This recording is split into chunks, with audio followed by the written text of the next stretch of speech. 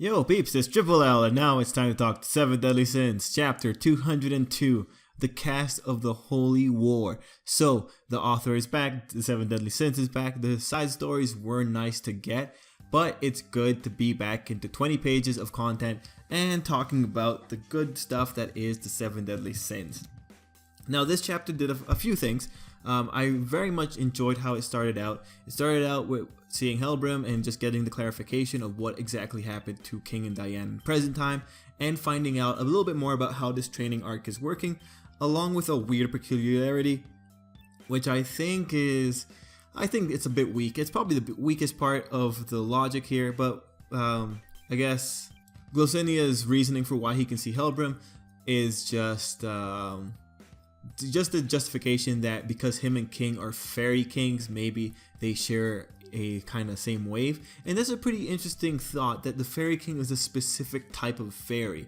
But anyway, in their little conversation, we got an idea of how this training arc is working, because we have to remember this is both a flashback and a training arc, and we get the clarification that their souls are actually fully in this realm of memories wherever they are. So that means their souls are accumulating this kind of power. It's just nice to get confirmation of what mechanism is at play here, like what part of King and Diane are actually in this memory world. So for this training arc, it'd be cool if it's something like they get used to using the power that Glosinia and Balor could kind of use, and then when they come back into their regular bodies, it's like their bodies already had that kind of potential already, and now they just know how to use it, kind of thing. It'd be really cool if we have that kind of growth coming from those two characters, because we know King has a lot of potential, and we know that Diane has a lot of potential from what she was doing when she was dancing. So, you know,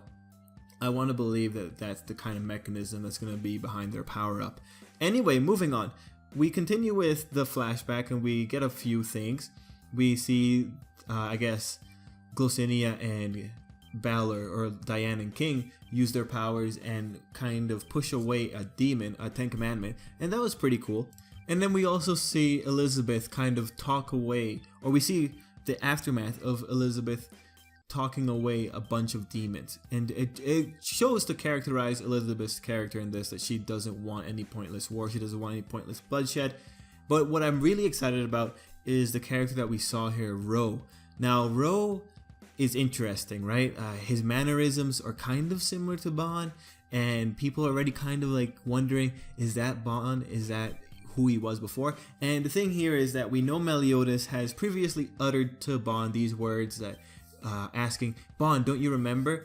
Elizabeth was the one that did so and so 300 years ago, or whatever the exact line was.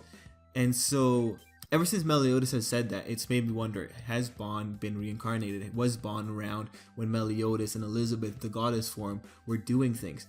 And if that's Bond, if that's Bond's past incarnation, that would be really cool. I just want confirmation. I want confirmation of that. That's not really an important detail, but it'd be nice to have it. It'd be so nice to have it. It'd be nice to get that confirmation from Meliodas, and then it'd be nice to understand what Meliodas saw in the 7 Deadly Sins. Like, why did he make that group? Anyway, moving on.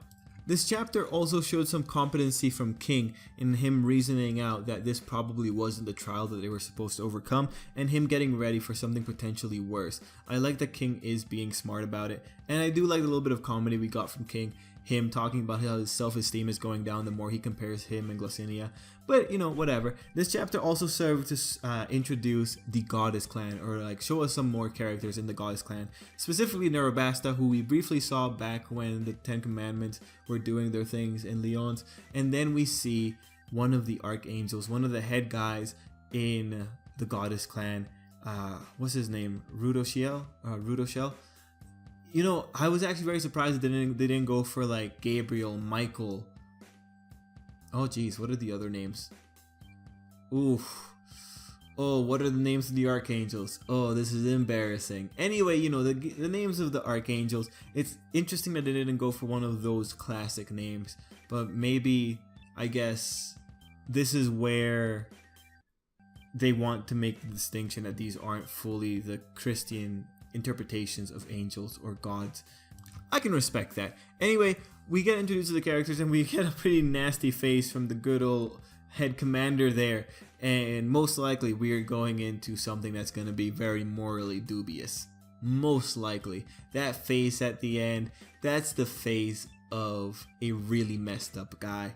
So, you know, this isn't that out of left field. We have been assuming for a while that the Goddess clan doesn't have the best intentions. We should assume that the Goddess clan is probably just as corrupt as the demons. The only thing is that the Goddess clan don't have a diet of eating human souls, and the demons do, so they look a bit more... Okay, you know, the demons are pretty aggressive. The demons are pretty aggressive, but most likely the gods or the Goddess clan isn't that much redeemable. There can be good and bad in both sides. We see that in the Goddess clan, Elizabeth is a pretty good girl, and we see that in the demons, Meliodas, and to some degree his brother Zeldris, do have the capacity for good. But anyway, it'll be interesting to see where we go from here. I'm excited with the ideas that this little chapter has provided us, but we have to remember this chapter is, or sorry, this arc is about King and Diane, so we should expect more struggles coming from their side. They're gonna watch something go down, and it's most likely gonna be a very tough choice. And man, whatever choice could have popped up to make people who were like that big in the alliance to go to the other side, they must have been pressured in by something that they must have been pressured by something big. It must have been something ridiculously huge. Yeah, it's gonna be interesting to see this, and seeing what good old Rudashell is doing there. Yeah, it's probably gonna be something just utterly disgusting. It's gonna probably be something that really makes you question how these people could be held up in such, I guess, I don't know how they could be held up in such good light. Anyway, moving on, you know, we get some nice little things. We get the 7 Deadly Sins back. I'm pretty excited for the next chapter. But you guys, let me know what you think. Let me know what you thought of the chapter. Leave it down below. I feel like I'm forgetting some details, so I apologize. But let's end it there. I really like this chapter, and yeah, till next time. I hope you all have a good day.